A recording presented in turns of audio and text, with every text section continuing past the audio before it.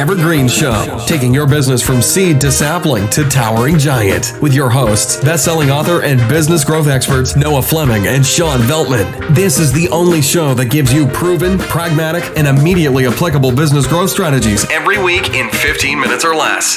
Here's Noah and Shawn. Hey everybody, it's Noah Fleming. Welcome back to the Evergreen Show. I'm here with my co-host, Dr. Shawn Veltman. Shawn, give me the scoop. What's going on today? I like that doctor. I'm going to have to go get one of those mail order PhDs now. It's sunny, it's freezing, it's winter in Canada. They're not going to let us fly anywhere else because we take the cold with us. Well, listen, last week we talked about Disney and we got a lot of feedback from that show. People really enjoyed it. They liked what we were talking about. They wanted to hear more about that. And you had a great idea for this week's topic. So why don't you share a little bit about what we're going to talk about today, where we're going to go with that?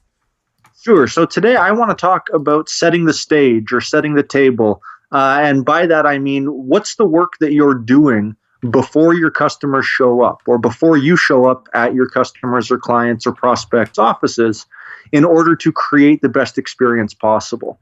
You know, we've been hearing forever that the age of show up and throw up selling is done, but you and I still see a lot of that, of people, salespeople showing up with the pitch deck or with the brochures or with the catalog and hoping that that's enough. We've seen companies who haven't done much more to improve on that, or who haven't insisted on better methodologies to create better experiences for their clients. And it's one of the things that you and I have railed against a lot. So I want to talk today about how do companies do that? How can we take the cue from Disney in order to treat every interaction as a chance to create some magic, and what that means for us in the amount of work that we have to do, the type of work that we have to do in order to prep. So that's a mouthful. It's a lot, but let's get going. Well, you said something interesting on our pre-call discussion. You framed it as sort of setting the table. And we talked a little bit about, one of our favorite books, which I believe is the same name by Danny Meyer, called Setting the Table. And Danny Meyer is someone who has, I'm just turning my head here, looking over at his book on my bookshelf. He's talked a lot about Disney, and he comes from the Shake Shack fame and Gramercy Tavern in New York. And, one of the great experiences I had last year in New York City was dining at his restaurant at Gramercy Tavern. And it's an institutional restaurant by any means. And it's a great fine dining experience. But one of the most impressive things I remember about that restaurant was how well choreographed the servers were in their presentation. And so we had I think about a table of 8. And I remember this group of about probably 6 servers come out and kind of surround our table, and then I'll look at each other with a quick little nod, and everything was just elegantly plated in front of us right at that moment. And there was just this fine choreograph and ballet of the way that the servers would dance them around the tables, and it really struck me as someone or a business that had really thought through, again, how do we make this experience as memorable and as meaningful as possible. Now, we always talk about this, that in the hospitality industry, a lot of these examples are easier to give. They're easier to talk about. You talk there about setting the stage or setting the table from, let's say a sales meeting point of view. What about other businesses? I mean, let's talk about ways we can set the table in other areas of the business. Sure. So, before we get there, though, I do want to reiterate in our book, Dealing with Difficult Customers, one of the things we talk about a lot is the corporate responsibility of training. And, it really is incumbent on senior management to put aside the time and the resources to train people, right? And what you get back from that is amazing. So your example of Gramercy Tavern and the 6 waiters coming out and putting everything down so that everything touches the table at the same time, that doesn't happen by accident, and it doesn't happen the first go around. That's a lot of time and money invested in training those people to do that correctly. But it pays off so wonderfully because it creates this wonderful experience for every guest, and it's perpetually renewable. So, I think it's just really important to touch on that and to point out that whatever it is that you're training your people in, whatever experience you're trying to create, you can't expect that it's going to happen organically. So you said something there which is key to me, which is this isn't just something that happened by accident. And so, of course, everybody that listens to the Evergreen Show knows we love to talk about process, whether it's sales process, referral process, retention process. One of the things that we also talk about is having your customer experience process. So what does that experience look like from the moment the customer comes into your world to the moment that the transaction is completed? And of course, a good process continues beyond the first transaction, so you can get many more. So on the Disney podcast last week, we talked about the customer experience from when the gates first opened, right? They were on at that point, and they knew the process that the customer would follow through. Where were we likely to go? What were the questions we were likely to have? What did they have to do with the strollers? Where were the bathrooms being cleaned? All that stuff was thought out. And so these are the types of things that we think, at least I think, I'm sure you might agree, too many businesses leave to guesswork. So they get the sales process in order. They get the sales team generating quotes. They get the engineering team fulfilling those quotes. They get those back. They sign the order. And then the customer is just kind of left to the wayside to try and figure things out, or the customer is just sort of left waiting now. There should be a process for what the customer experience looks like from the moment that first initial contact point comes in to the moment the customer is, that transaction is completed. Anything you want to add to that? I'm just going to continue on with that theme because I think you're bang on there. And, so an example that we use quite a bit is the idea of a delivery. And so if you're an industrial or B2B or many other businesses and you're delivering shipments to your clients, you can orchestrate that. And it doesn't just have to be show up, dump it off, get a signature and go. Right? You can add elements to that make it a better experience for your client, that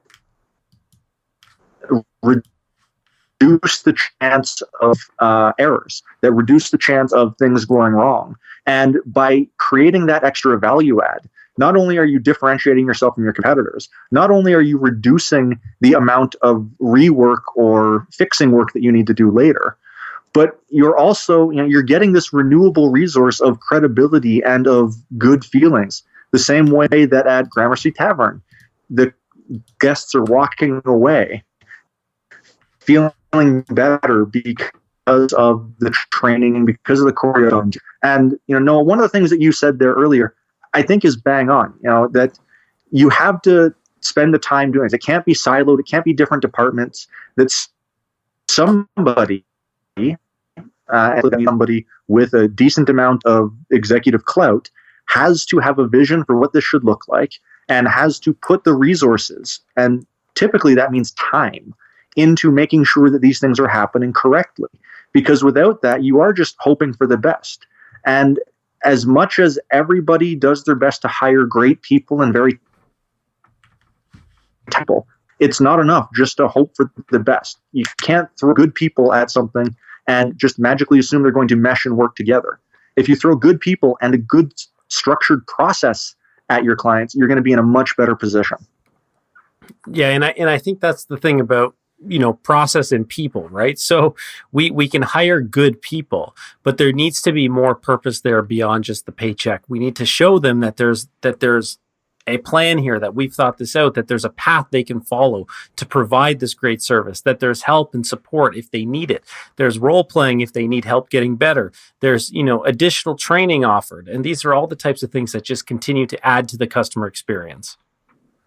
Absolutely, right? And so last week we talked about the greased chute, about making it as easy as possible to buy and to continue buying. And I think this fits in with that nicely. So, it's a little early for the challenge, but I'll throw it out there now. Start thinking about what you're doing in your business to make every interaction as smooth as possible, right? To revisit an example from last week, don't let your customers walk out and have just a chaotic field of mashed together strollers.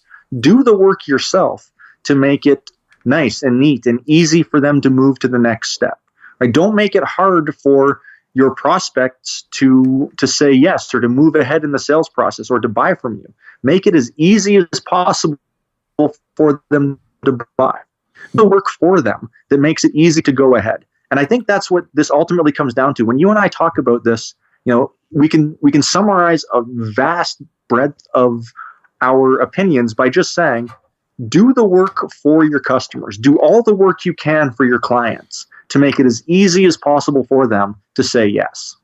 And the stroller metaphor is such a good one, because we can think about that as what happens after the first sale is going to help, ensure, or at least push forward getting that second sale. Because if they come out to that mashup of hell of different strollers, like you said last week, there's no way they're going into the gift shop to buy something. And so what can you do to make that as seamless as possible? And again, it's about breaking down your entire customer experience. Okay, now we've delivered this giant piece of machinery that our customer has ordered. What happens next, right? What's the next part of that process? Do we just forget about them and leave them to go on their merry way? Or is part of our process to check in, 24 hours after delivery, and then to check in at 3 days after delivery, and then to stop by 7 days later to make sure everything's running as smooth as possible? What's our process there to communicate how we can make that experience as seamless as possible? Because these are all things that drive the customer loyalty loop, essentially. They're the things that drive the first sale to the second sale, which is where we want to get to. Absolutely. I don't know if this ties in or not, but it struck me while you were speaking there. There's an example I love from the insurance industry. And there's a question that is asked by a lot of very high-earning insurance agents, which is, how many times have you died before? People say, well, obviously never. I said, so how often have you prepared a will before? People say, well, I helped my dad 15 years ago. And then the agent will say something to the effect of, I do 5 of these a week, and I've been doing 5 a week for the past 10 years. So here's some things that you might not know about this. Here's some traps you might fall into that I'm going to help you with. That's an example of doing more work for your client. It's an example of helping them to get the best experience based on the value that you bring. Like, too often in any business, in any company, we negate our own value. We undervalue what we have to offer.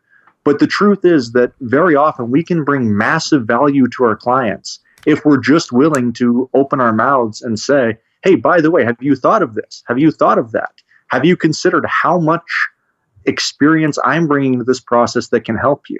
And not being shy about that is a tremendous way to set the table and to create great experiences for your clients. So I love all of that. You gave the challenge pretty early there, like you said. Are you able to think back in that brain of yours and remember what the challenge was? I really can't. So I'm gonna add on to it. Go back and re-listen. You'll find that early challenge. But to me, the most important challenge for this week is find the areas that you can do more work for your clients.